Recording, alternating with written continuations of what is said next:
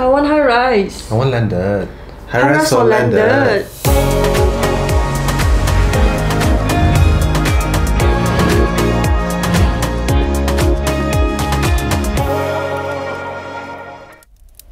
What's up everyone, welcome to VC. My name is Vincent. And I'm Chloe. Today we are going to talk about high-rise vs landed properties.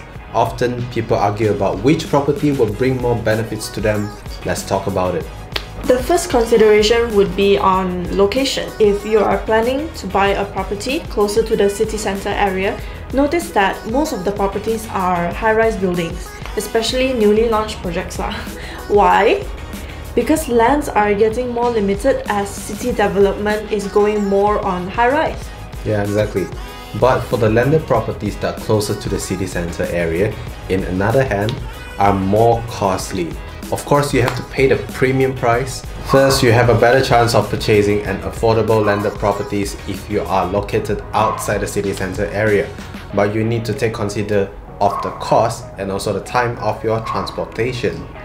Now let's talk about the value of the price.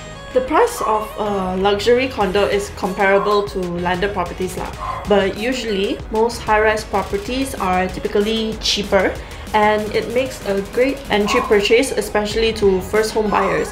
It is a good choice for investment as it's easier to rent out and produce a better rental yield.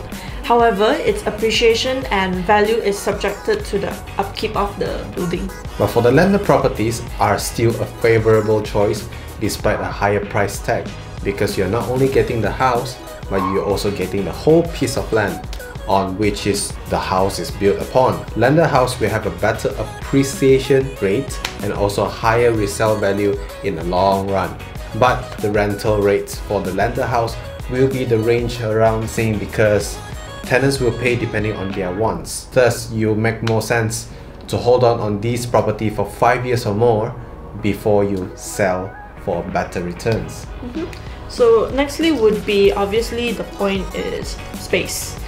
High-rise properties are usually smaller in size, which makes it ideal for younger couples or smaller families. Also, you will not be able to modify or extend the space freely as it is subjected to the building's restriction. But on the other hand, landed properties are suitable for raising a family and you will enjoy the freedom to renovate or expand the place without worrying about the constraint of the fixed unit size like high-rise do.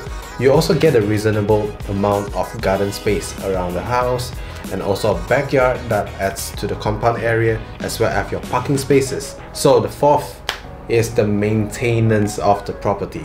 For the high-rise buildings, with the added amenities in high-rise buildings, you will have to pay the maintenance fee for common areas and for sinking funds for necessary repairs for the building. Sadly, this doesn't really matter if you use the services or not. It is important to look into the performance of the building's management because an incompetent management will drive the property price down with the lack of maintenance of the building and reduce the unit potential for its sales ability. No! God, please, no! No! But for the landed property, you are fully responsible for the maintenance of the premise but not subject to a regular maintenance fee unless it is a gated and guarded neighborhood. With a greater space comes with a greater responsibility, of course. So you have to bear the bill of the repair, maintenance and other upkeeps. Moreover, if you have a larger garden, consider lawn care and also mowing fees too.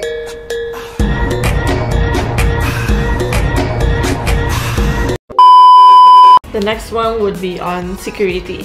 High-rise buildings are generally safer as they are equipped with various tiers of security system, including like security guard checkpoints, 24/7 CCTVs, and the access card for residents only. But for the landed properties, it's kinda lack of security protection unless you have a trusted security guard service and a home alarm in place. Landed properties are usually favorable targets for burglaries. Enemy spotted. Of course, except for the gated and guarded communities. So the next point is the amenities and facility. So I'm gonna talk about high-rise first. You'll get to enjoy facilities such as pool, gym, playgrounds, and many more. While living in a high-rise property, you will also get a bird's eye view of the city, better ventilation, lighting, and free from pests such as mosquitoes, for example. I hate that.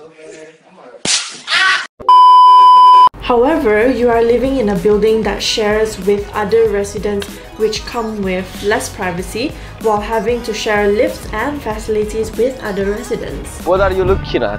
While the landed properties, they do not offer aesthetic views and other amenities, but you have a more privacy without sharing any parts of your living space with other residents. Also, you have freedom to create your own leisure facilities based on your needs. So secondly would be on rules and regulations.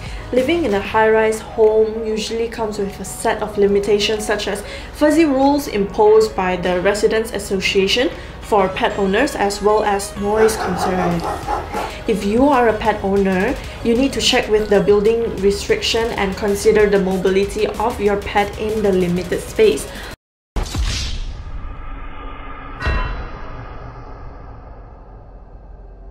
Also, you can't change the exterior of the facade, obviously, or extend your space as per you wish in a high-rise building.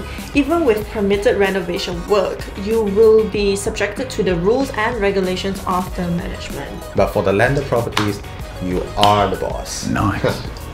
You have the freedom to renovate, expand, and make any other alteration to your properties as long as it fits the house plan and get an architect, also the local authorities' safety approval. You also have the ample space for your pet. Best of all, no permission is required. So next of all, let's talk about the parking spaces. Okay, for this point, as for condos, most units are limited to either 1 or 2 parking spaces only. If you have more cars than what's provided, you will have to pay an extra cost to rent a car park lot, or you might end up paying a premium to acquire extra parking space. So for the landed house, for most, you'll probably be able to fit 2 cars, 3 cars in your porch in your house or outside your main gate of your house. Worst come to worst, you can even park next to your nearby playground, if any. Whether you can fit more cars and you'll be able to basically find somewhere free to park lah. In conclusion, basically there is no right or wrong choice when it comes to choosing a landed or high-rise property, because each of these property has its own pros and cons that works for different people. The consideration of buying a property can differ between whether you're buying it for an investment or an own stay.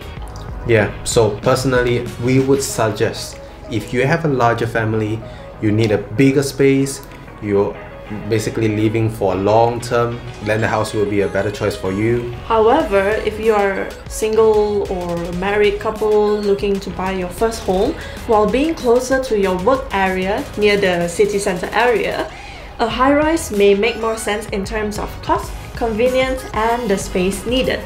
Yeah, whatever your decision is, remember to consider your top priorities such as your personal family needs, future life planning, affordability of potential payments, and so on and so forth.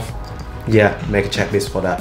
So thank you for watching today's video. Comment down below, would you prefer a high-rise or landed properties? My name is Vincent. And I'm Chloe. And thank you for watching today's video. Like this video and share to your friends. And we will see you in the next video. Bye. Ciao!